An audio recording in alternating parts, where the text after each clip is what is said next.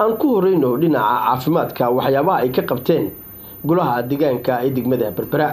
sidaynu la soconana waxaa maamul daadejin lagu sameeyay waxbarashada iyo caafimaadka haddaba caafimaadka ayay in badan golaha deegaanka ee magaalada Berbera ee gudoomiyaha u yahay Cabdishakuur Maxamuud Xasan Cidin waxa ay sheegeen in ay dhiseen xanaanooyin ama MCHyo kuwaasi oo ku yaala gudaha Berbera iyo waliba tuulooyinka ku xeeran walaal si fiican baan ugu adeegnaa beeshinada ama wadadka noo yimaada bukaanada xaafadaha ay ku xeeran xanaanada sida xaafada shacabka Fiiline Hindiya Line Moscow Brasheekh intiina soo gaadhay aagaasi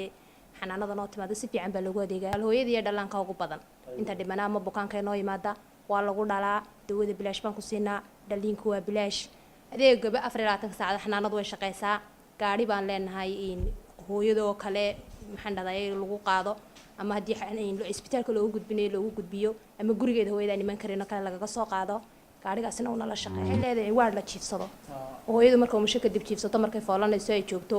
lagu dhalo wixii waa free ilaa gaariga noo shaqeeya shaqaalaha ee dawladda hoose noo keentay dawladda waxa noo keentay dawladda hoose salary-gana waxa siisay dawladda hoose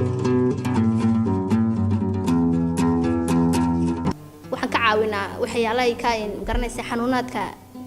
la luudaan ay ka cabanayaan aan dhakhtarka aanay garanaysa awoodin oo meeshii waa bilaash waxba lagu xidhayo halkan OPD-ga caruur iyo rag iyo dumarba inta way isku wada jiraan cid ba looma cayimo intaas dadka ilaa caruurta inta daadeedu tahay 5 jir wixii ka weyn oo dhan oo shaqana qolkan kale waxa lagu shaqeeyaa caruurta ka yar 5 jir dawadii wax walba oo bilaash waa loo qabteen waxa fuliyay dawladda hoose shaarka dawladda hoose aan siisay dadku tiradoodu way fara badan yihiin bishii oo kale wax laga yaabaa OPD-gu in 600 qof oo loo shaqeeyo ama 700 qof marka aad u badan tiradoodu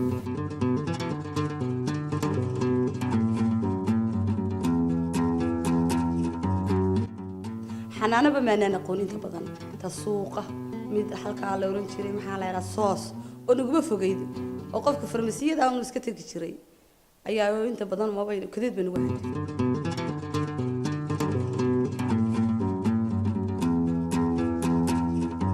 maamulka dawladda hoose ayaa xanaanadan idin dhiso idin hirgeliyay iyaga maxaad leedahay alxamdulillah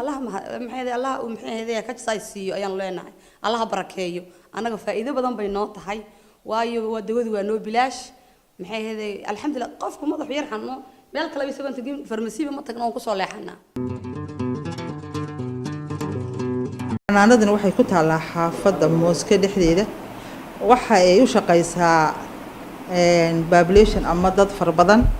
xaafadda waxay ahayd ma ilahayn xanaano waxa ugu dhaweyd soos oo la xiray waa population ku nool waa population aad far badan waa dad aad u jilicsan oo aan iska bixin kareenin waxay u tagi jireen xanaanada dadkani cusbitaalka iyo xanaanada centraalka waxay u soo kordhisay faa'iido aad u fara badan taas oo ahaa dad aad u buura oo aan iibsan kareenin dawadii ama mastaafada ay meesha u tagayaan meel fog tahay oo ay gaari u raacayeen ama farmasiyada ka iibsanayeen aad iyo aad bay ugu baahnaayeen waxaanay loominka u shaqeysaa xanaanadan oo ka kooban wax kasta oo caafimaad ah haday delivery ka tahay qaybtii ku dhalayeen qaybtii caruurta qaybtii dadka waaweyneed dawadii halkii hooyada umusha iyo hooyada uur kale intaaba dawada waxa la service-ka la siiyaa ama adeega la siiyaa waa bilaash dawadu waa bilaash qaybta ay meesha ku dhalayaan waa bilaash wax kasta loo qabanay waa bilaash waxa la siiyaa talaalkii waxa la siiyaa wacyigelintii waxa la siiyaa caruurta nafaqa darrada wixii isbiskulkii haday salary tahay mushaarka shaqaalaha haday dawada tahay haday leerka tahay haday biyo tahay haday adeeg kasta loo baahdo waxa naga caawisa dawladda hoose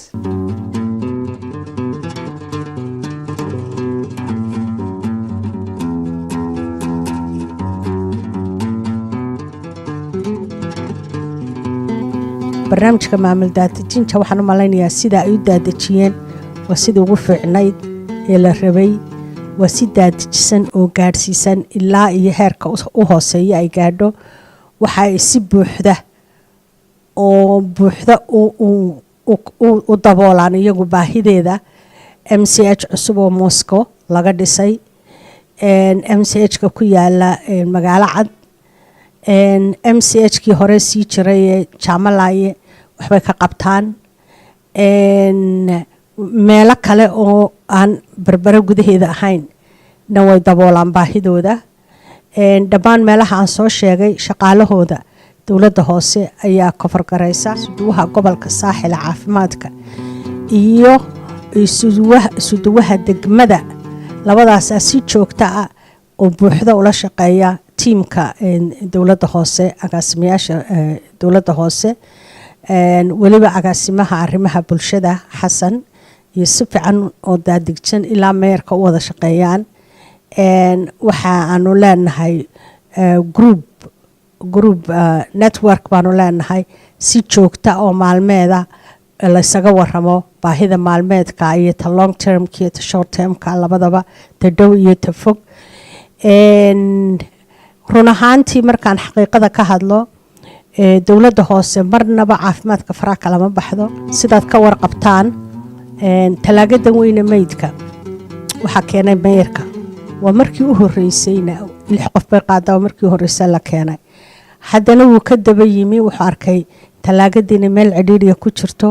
iyaduna ay compressor waaweyn leedahay u baahan tahay dabadna waa ka isbitaalka dhinacaasoo dhandumiyey wuxuu ku kordhiyey qolkii meydka lagu meydhayey qolkii dumarka iyo qolkii ragga wuxuu ku kordhiyey xafiis awqaafta diintu ay fadhiisanayso